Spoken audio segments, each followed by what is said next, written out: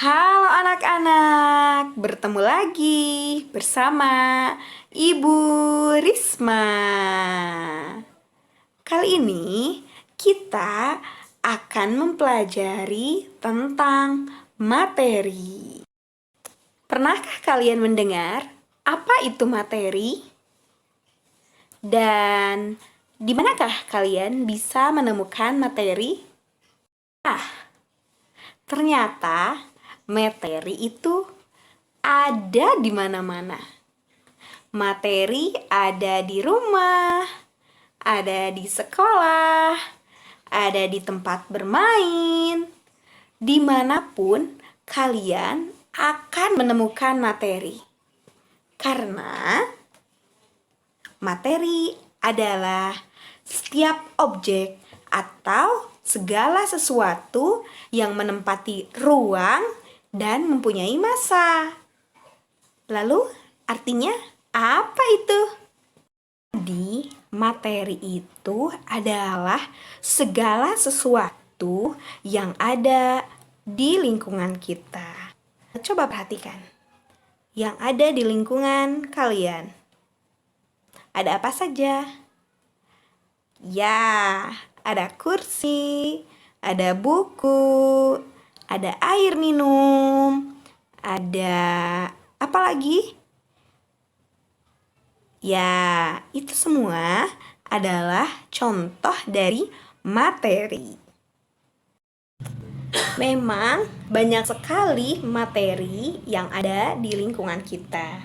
Tapi kali ini kita akan belajar tentang materi berdasarkan komponen penyusunnya. Jadi, kita dapat mengkategorikan atau mengelompokkan materi berdasarkan jenis penyusunnya. Sudah siap untuk belajar? Yang ada di lingkungan kita, seperti contoh yang sudah kita sebut tadi, dapat dikelompokkan berdasarkan komponen penyusunnya.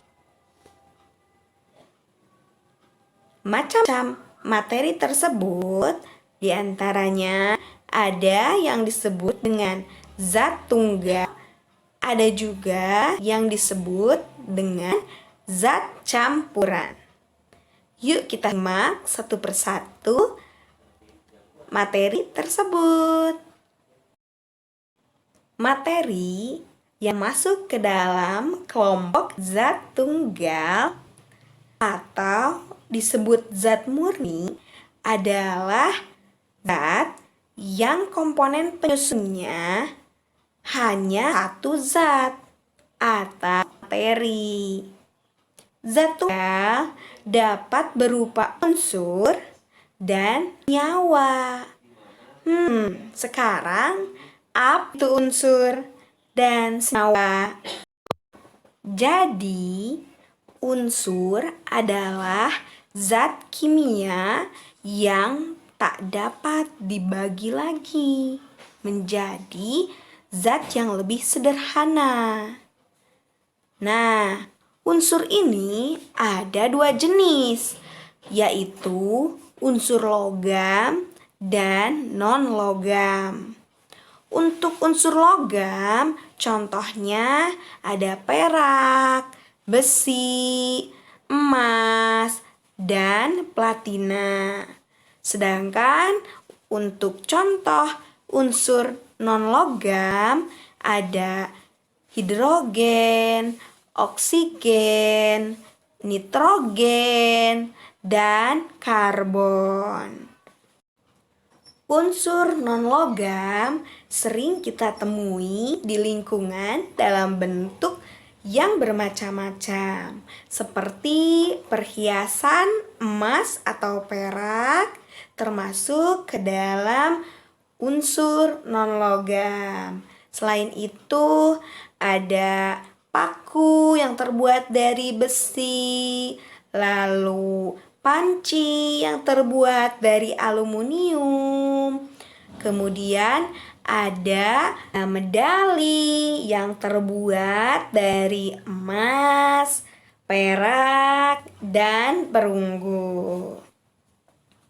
Lalu untuk contoh unsur non-logam ada tabung oksigen yang kita sering temui di rumah sakit.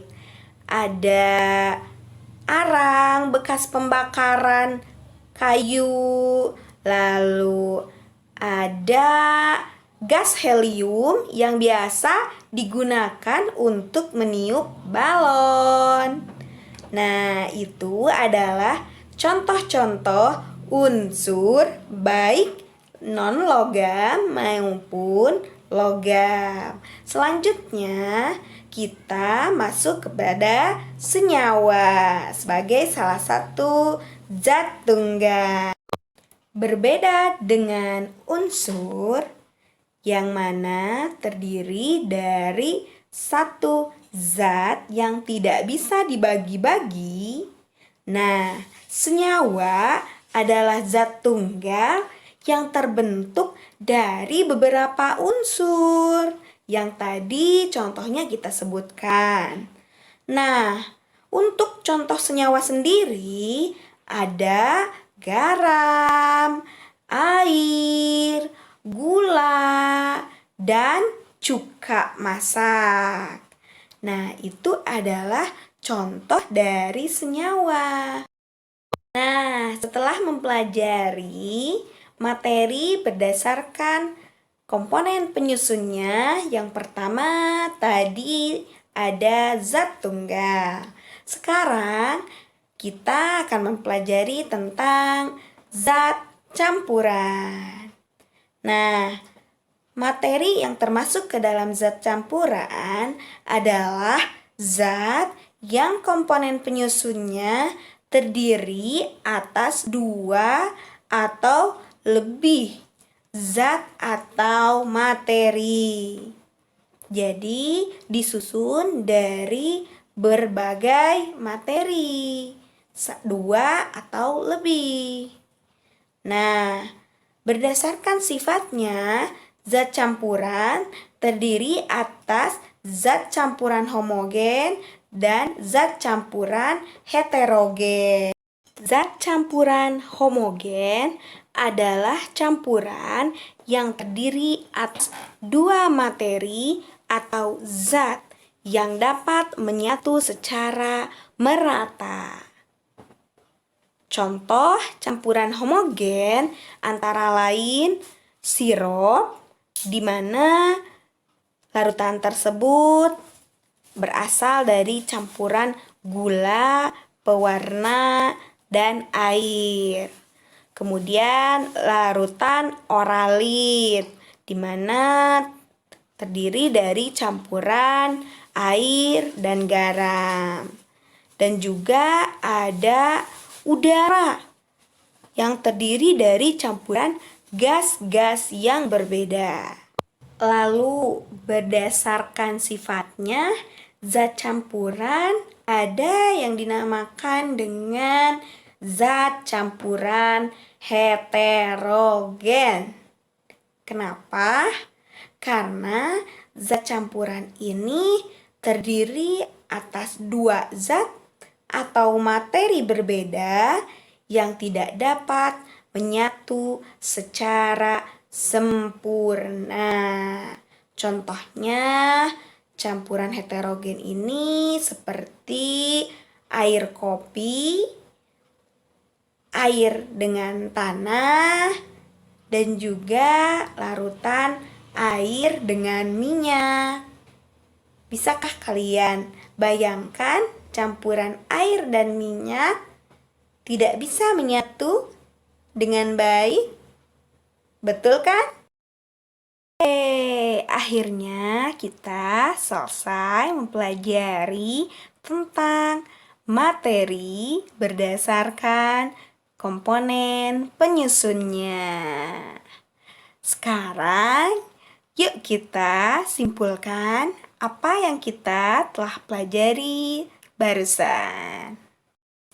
Dimulai dari materi adalah sebuah objek atau segala sesuatu yang ada menempati ruang dan memiliki massa, ya. Berarti segala sesuatu yang ada di lingkungan kita.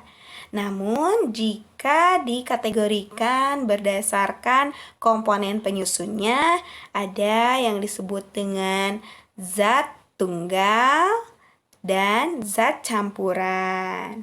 Untuk zat tunggal sendiri ada yang termasuk ke dalam unsur dan ada juga yang termasuk ke dalam senyawa. Sedangkan pada zat campuran berdasarkan sifatnya ada yang termasuk ke dalam zat campuran homogen dan heterogen. Sekian pembelajaran tentang materi hari ini. Sampai jumpa di pembelajaran selanjutnya. Dadah!